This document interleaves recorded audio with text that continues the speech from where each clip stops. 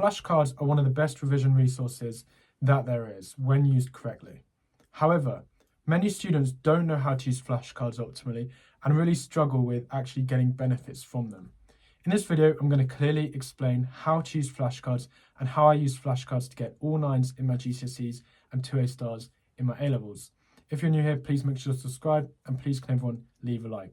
I'm going to get straight into this by answering a couple commonly asked questions, just to make sure that all your questions are answered. If you have any other questions, leave them in the comments and I will respond to that. Number 1, can you be and should you be writing flashcards now in your revision, 4 months away from GCSEs or 4 months away from A-levels? My answer is yes. Flashcards do take up a bit of time to write, but once written, they're an incredibly powerful resource, so you can be writing and should be writing flashcards now. Number 2, where should I write my flashcards? I'll go into this in a little bit more detail later, but paper is fine and so is online as well, Anki or Quizlet. Personally, I prefer Quizlet. I think a lot of study YouTubers talk about Anki, but I actually think Quizlet's a bit simpler to understand. I think that's very important too. So Quizlet, paper, Anki, I'll go into more detail in that later. If you have any questions about flashcards, please leave them in the comments below. Okay, this is how flashcards are used and why flashcards are useful. Here's a short section of some of the GCSE flashcards I had. They took up a huge amount of my revision time, especially near the end of my exams. What flashcards are really good at is helping you memorize key bits of information that you need to know. For example, key facts in history, geography, key dates in history, key quotes in English. If you need to memorize stuff, flashcards is the way to do it. For example, this flashcard here is biology, and I'm talking about how can valve damage be treated. On the back is my answers to that. So flashcards are great for working out and helping you memorize content. This is how then to actually write the flashcards, and then I'll talk about how to use them. The way I recommend writing flashcards is by having a question on the front or a group of questions to save space and answers on the back.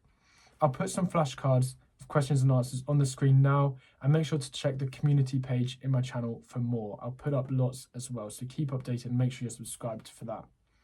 What I would recommend doing is linking, if you can, the cards in a flashcard to a theme.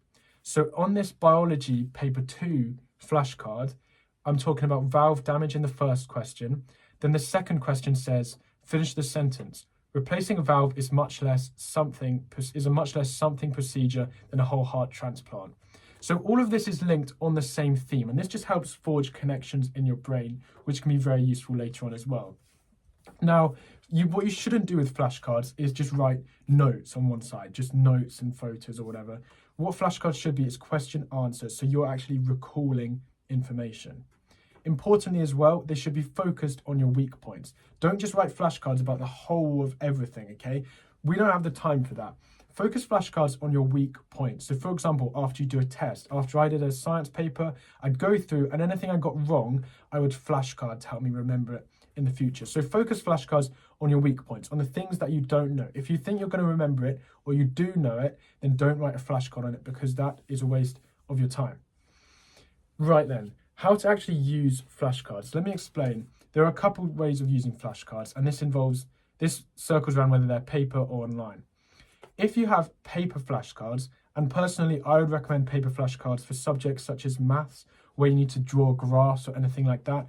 In A-levels, I moved most of my flashcards digitally, but my maths flashcards were still on paper. In GCSEs, all of them were on paper, which did get a little bit clunky. This is how I'd use them though. With paper flashcards, I would have 3 boxes: daily, monthly, weekly. I would put all the flashcards that I create into the daily box, and I would go through these with my dad or my mum and get someone else to read them to me. I appreciate your parents may not have the time or any other circumstances, so you can do them by yourself. I did that for my A-levels and that was fine, but I'd get my dad to read them to me, all of the daily box. If I got something right from the daily box, it was moved to monthly. Then it was moved to weekly, sorry. Then once a week, I would do the weekly box. If I got something right in weekly, it was moved up to monthly. And if I got something wrong in the weekly box, it went back to the daily box.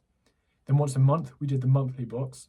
If I got anything right in monthly, it stayed there. That meant I learned it, I knew it. It was in my longer term memory. And if I got anything wrong in monthly, it went back to daily. This box method is ridiculously effective as long as you actually do it daily or every other day. It's down to you to set the time intervals, because what it means is that you just keep doing your flashcards until you learn them. You literally can't not learn them. A lot of people, I think, one of the reasons they struggle with flashcards is they just don't give them enough time. They think they're suddenly going to go into your head. It takes time and practice and effort. You should be going through your flashcards every single day if you can. And then the ones you get right, that's when you can move them up because they have started to get into your longer term memory. So that's one way, and that's what I would do with paper flashcards. Now, it is harder online. If you have Quizlet decks or Anki decks or something like that, what I would do is I set up a schedule to do my flashcards. I'm going to link this in the description, a PDF of that schedule for free, and also put up on the screen now so you can get an example of what that looks like.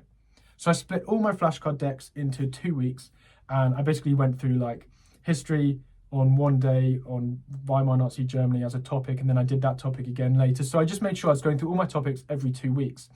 Apps like Quizlet, they know when you get questions right, so you could just take them off, and next time you do it, you'll only have the wrong ones, which is quite useful.